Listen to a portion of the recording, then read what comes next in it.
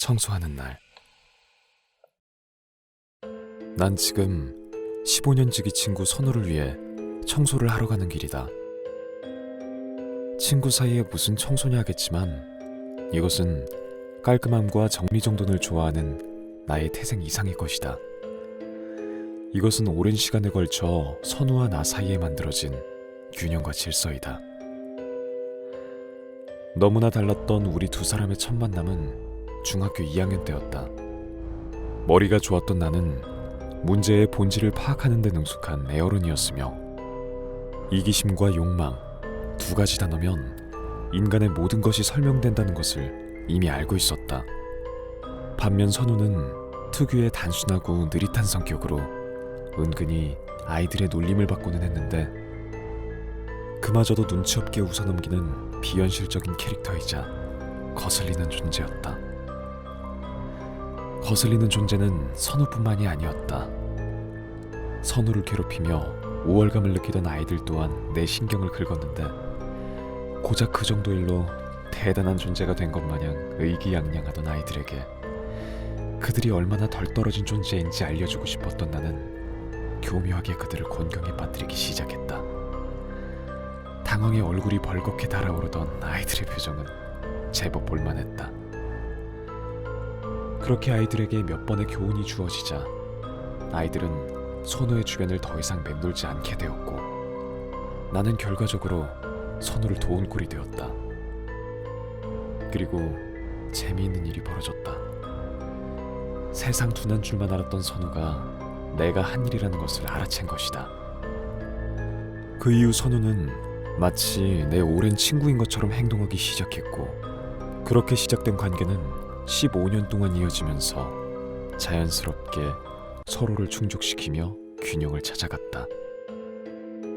선우와 나는 제법 괜찮은 조합이었다. 나는 어떻게 하면 소위 성공한 삶을 살 수 있는지 알고 있었고 선우는 그런 나를 전적으로 신뢰했다. 자연스럽게 난 선우 인생의 중요한 결정들을 내려주는 존재가 되었고 나는 성장하는 선우를 통해 내 능력이 증명되는 것 같아 만족스러웠다. 내가 선우를 위해 청소를 하는 것도 그것의 일환이다. 자고로 성공하고 싶다면 정리정돈을 하라는 말도 있지 않은가. 더군다나 선우는 인생의 중요한 결정을 곧 내릴 예정인데 여전히 갈팡질팡하고 있었다. 어느새 문 앞에 도착한 난 오피스텔 도어록을 보는 순간 그간 내가 선우에게 무심했다는 것을 깨달았다. 도어록은 커버를 밀어올리면 숫자 키패드가 보이는 구형 모델이었는데 고개를 비스듬히 숙이면 반복적으로 눌린 번호들이 뿌옇게 달아있는 게 보였다. 이 정도면 5분 안에 비밀번호를 찾을 수 있을 것이다. 그 허술함에 한숨이 나왔지만 애초에 꼼꼼함이라든가 준비성, 계획성 같은 것들하고는 거리가 먼 유형이라는 것은 알고 있었다. 거기다 생일을 비밀번호로 설정해 놓다니 지탄받아 마땅한 일이었지만 덕분에 수월하게 들어갈 수 있었으니 이 경우엔 다행이라고 할 수 있다. 약간의 긴장감을 느끼며 오피스텔 안으로 들어왔다. 현관에 들어서자 퀴퀴한 냄새가 밀려와 머리가 아플 지경이었다. 거실도 내 예상대로였다. 여기저기 널브러진 옷과 잡동사니들, 그리고 바닥에 굴러다니는 머리카락과 과자 부스러기까지 총체적인 난국이었다. 그 혼돈 속에서 나름 잘 보이게 정리해둔 액자들을 발견한 난 웃음이 나왔다. 액자 안에는 선우와 선우의 여자친구가 행복하게 웃고 있었다. 선우는 자신과 비슷한 그녀에게서 편안함을 느낀다고 했다. 하지만 선우의 여자친구는 선우가 내린 잘못된 선택 중 하나였다. 닮음에서 오는 편안함은 우리의 관계처럼 상승 효과를 일으키지 못한다. 오히려 약점을 키우는 효과를 낼 뿐이다. 허술한 두 사람이 만나면 어떤 일이 벌어지겠는가? 괜한 물음이었다. 머릿속에서 그간 두 사람이 보여준 이해할 수 없는 행동들이 꼬리에 꼬리를 물고 이어졌다. 미간에 주름이 잡히고 두통이 밀려왔다. 그때 마침 도어록 비번을 누르는 소리가 들려왔다. 오랜만에 청소인 만큼 모든 것이 완벽하기를 바랐던 나는 불을 끄고 현관과 주방 사이 가벽 뒤로 몸을 숨겼다. 곧이어 문이 열리고 신발을 벗는 소리가 들렸다. 거실로 들어서는 발소리가 들리고 사람의 형체가 어둠 속에 나타났다. 나를 보고 놀랄 얼굴을 생각하니 입꼬리가 싱긋 올라갔다.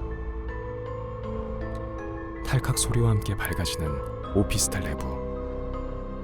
어둠이 걷히자 뒤늦게 날 발견한 두 눈이 커지고 입에서 외마디 비명이 터져 나왔다.